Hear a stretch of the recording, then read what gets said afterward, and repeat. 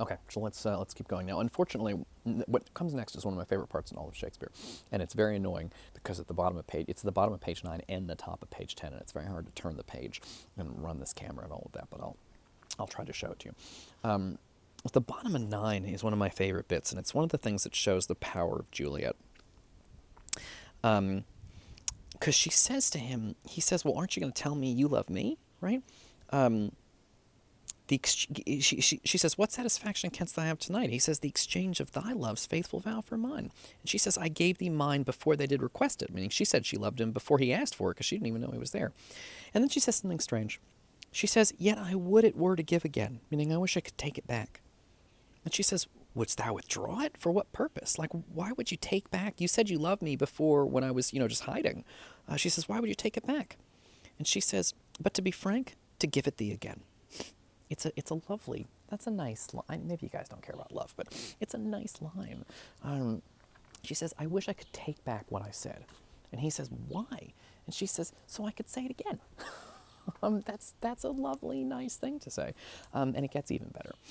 Because next up, she says, and this is unfortunate, this is my favorite lines in Shakespeare, and it's like across the page break, and it's very aggravating. So let me get this little clip off here so I can turn the page. She says, "And yet I wish but for the thing I have," meaning she wished she had his love, but she has his love. And then she says this, "My bounty is as boundless as the sea.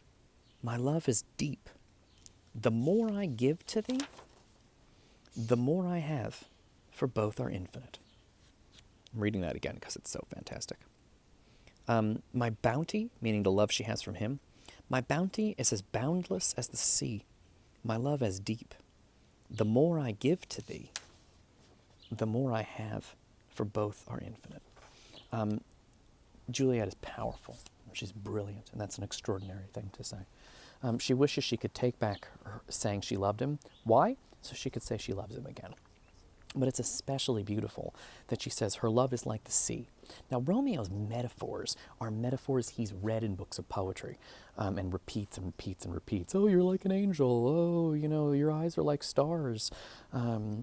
He says these, "The wings of love got me into your house and directed me." But she has a different kind of metaphor. She says, "My love is like the sea. The more I have, the more I give, because both are infinite." When you have an infinity of something, you can give it away, and you still have an infinity. Because if you take any number and you subtract it from infinity, you know what you got left over? Infinity. So she says her love is like the ocean, infinite, and that she can give it away to him, but she doesn't lose anything by it. Because normally, if you have money and you give away money, you have less money. But love doesn't work like that. If you give away love, you don't lose any love. In fact, you gain love, because if you love people, maybe they love you back. Even if they don't, giving love is a good thing, because it's not like physical objects. It has an infinity to it. And so she says her love is boundless like the sea. It's infinite. And to give it away is to get it back again. And it's kind of a really sweet, kind of amazing thing to say. I wish I had sort of more to say about it, except that I just think it's an extraordinary idea. The more I give to thee, the more I have. It's a paradox, because when you give something away, you have less of it. But love is this kind of infinite, renewable thing, that she can give it away and give it away and give it away, and because it's infinite, she'll always have an infinity amount. It's just an extraordinary statement about the nature of love from her. She's quite young. It's uncomfortable to talk about, but in Shakespeare, Juliet is 13, and Romeo's like 14. They're very young. But she's kind of an extraordinary thinker about love, and she's kind of fantastic, and she's kind of awesome, and I just adore her. So she says, and then the nurse calls to interrupt them. I hear some noise within. She says, "Sweet Montague, adieu, but stay but little, I will come again." He says, "Oh, blessed, blessed night, I am afeard, being in night, this is all but a dream, too flattering sweet to be substantial." And he feels like it's just a magic dream. She says, "3 words, dear Romeo, and good night indeed. If that thy bent of love be honourable, thy purpose marriage, send me word tomorrow. Where and what time thou wilt perform the rite, and all my fortunes at thy foot I'll lay, and follow thee, thy lord, throughout the world." She's ready to get married right now. He's going to rush off to. Again, everything in this play happens so fast, so it's going very, very quickly. And she says, if you want to get married, let's get married. And she's going to meet him. They're going to have to talk in secret, and the nurse is still calling her. I do beseech thee, 1,000 times good night. He says, 1,000 times the worse to want thy light. Love goes toward love as schoolboys from their books, but love from love towards school with heavy looks. Meaning love going away from love, you're sad, but love going to love, you're happy. And then she pops up again, and she says, she brings him back again. I'm going to skip this. He says, it is my soul that calls upon my name. This is an idea that they had in the Renaissance of soulmates. When we talk about soulmates, it's believed that if people are soulmates, it's that they share a soul. So when she says, come back, it's like he's telling himself to come back. Because being in love is like you're sharing a soul. Shakespeare has a very famous poem about sharing a soul. It's called The Phoenix and the Turtle, and it's a famous poem about how these two birds are in love, and the turtle is a turtle dove, and that these two birds are in love, and they essentially share a soul.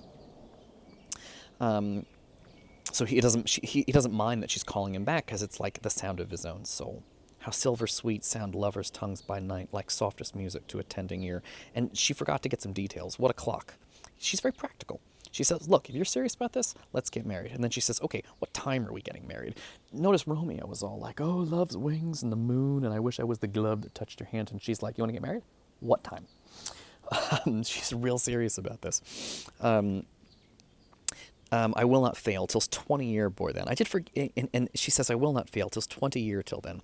She says, I have forgot why I did call thee back. He says, let me stand here till thou remember it.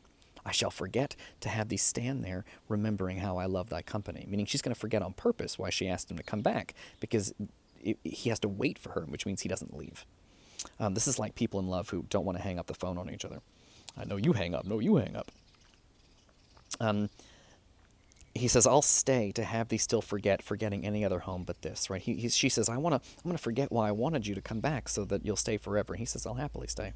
She says, 'tis almost morning, I would have thee gone, and yet no farther than a wanton's bird that lets it hop a little from his hand, and like a poor prisoner, in his twisted gyves, and with a silken thread plucks it back again, so loving, jealous of his liberty. She imagines Romeo like a bird tied to her with a piece of string. She lets it fly away, but then she reels it back in again.